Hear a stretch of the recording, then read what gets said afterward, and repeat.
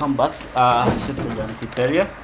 That has been a little bit of advertisement for movies. If you really want movies and you love them, feel free to go and grab copies of those movies. They are really nice. You can watch them and they are really good.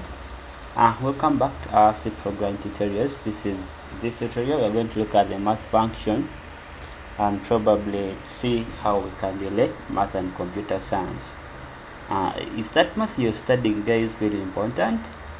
This is now your answer. That thing you're really studying is really very important and need to understand it in order for you to come up with good programs.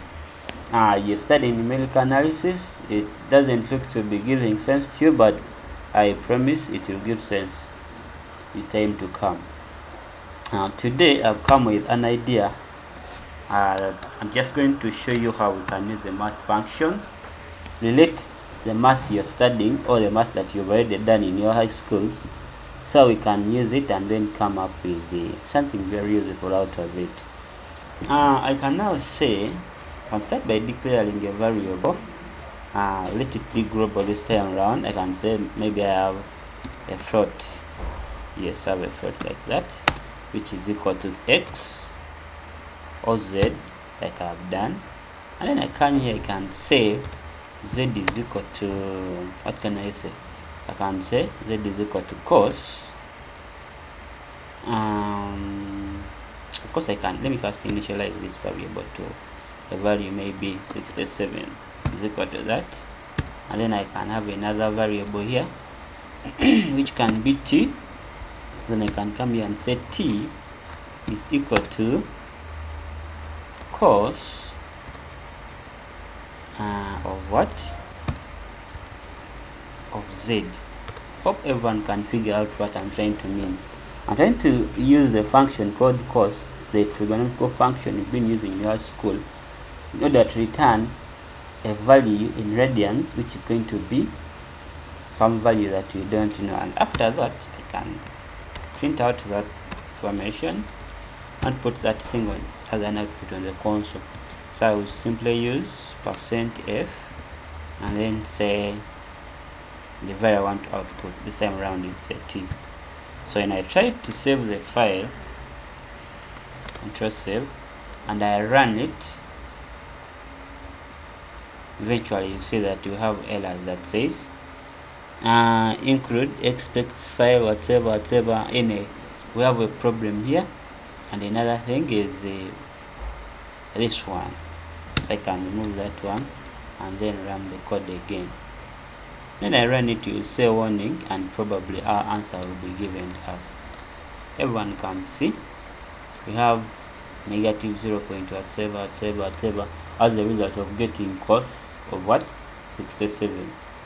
This thing is really popping up, only that we didn't format our work properly, but when I do that, it's okay. But they are telling us mismatch in implicit declaration for built-in function. Of course there is a mismatch, but we can always correct it. Is it h? You can put that and then reload it again. You understand? That is the case. This thing, when you put h, then you shall not have any mismatch. However, the answer we are seeing here, everyone can tell it is not the right answer. So it's clear that when I move that, I always get a clear answer. I'll first stop debugging, then it will begin the terminating of the statement. And see, things might not working out properly, especially in the Boland compiler, the one we used at first, because it is not more of an IDE, it's like an editor, just a compiler. But what happens when we are dealing with math function, the first thing you ever do is to do what? To include math. This is the function you have to include. Math.wash.h. That's the function you have to import. I do that, no problem, no errors. But previously I didn't do it and we really received errors.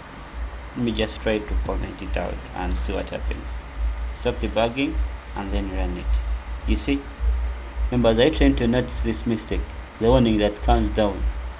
Okay, it's helping us to output it, but then it is like you need to import some function that really deal with math.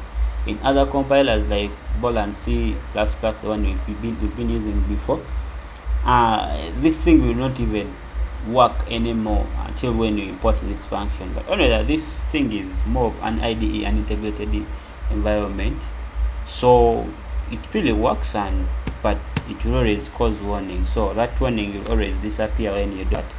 You include the math.h function, which is pretty cool. So is that what we can do? Of course not. That I can print out tan of that value, and it will be outputted the usual way that we think. So that is the tan of 67. You don't believe me? Get your calc and try it out. Sine, can also try to get that function out. I'm trying to show you how you can really use, so that's the answer, how you can really use the trigonometry you learned in your high school into your code. You want to use it somewhere, that is it. So this will always happen when you want to solve complex stuff and maybe complex math equations. So that is it. Another thing I want to show you is probably I want to maybe use this function. There is this function that says I can have t again and initialize it to, I use this word, I think it power, because I imported the math function.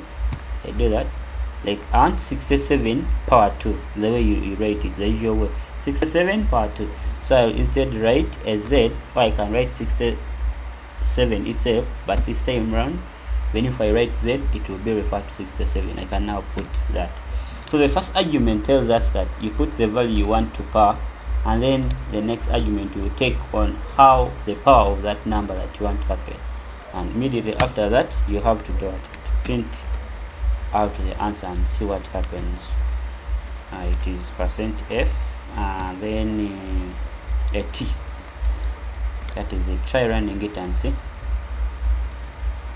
Probably there is an error that we need to solve. You know that, saying that pass error before a return value.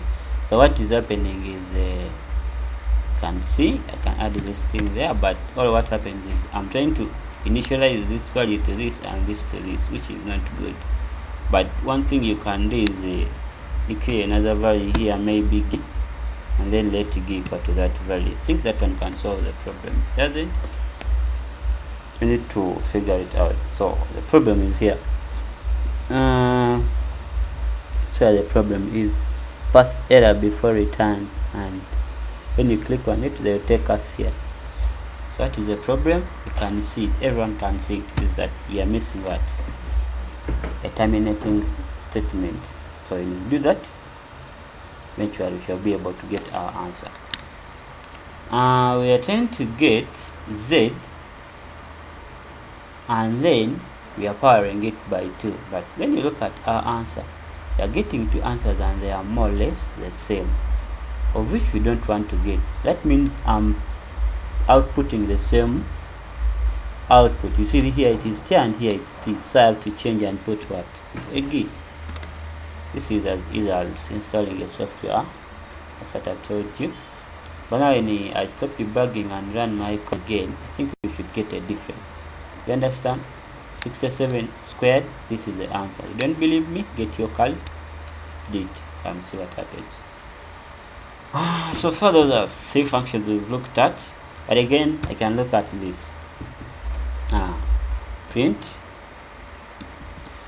I can have another variable here which says s, which is going to basically deal with the square root.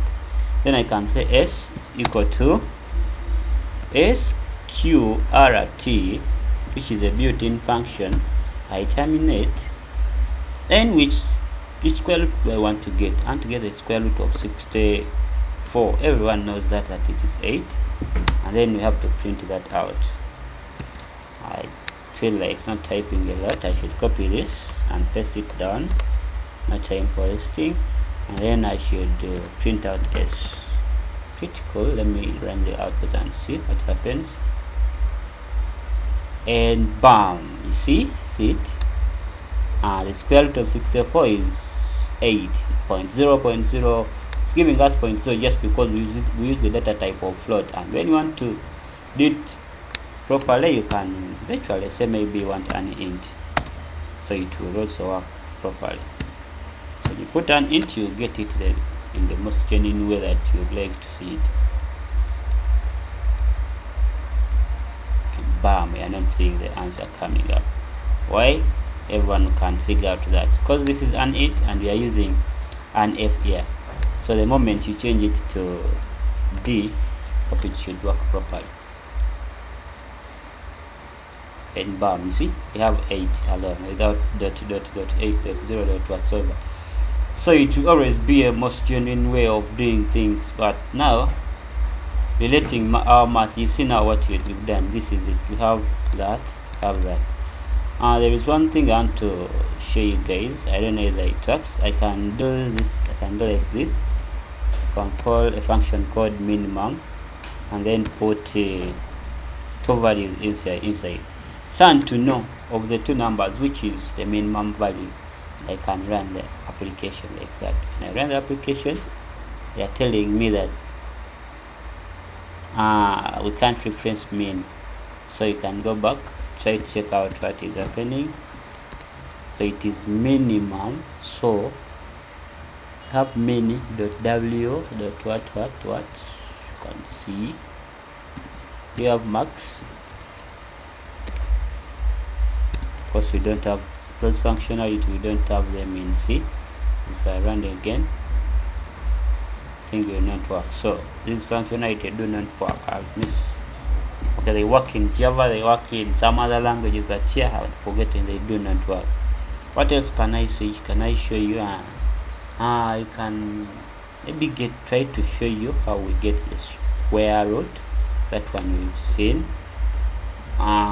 We can see how to, yes, that's okay, everything we've seen it. But all what happens, how best can we use these mathematical functions that we've seen here? We've seen the cost, the whatever, all those things are the way we are doing them.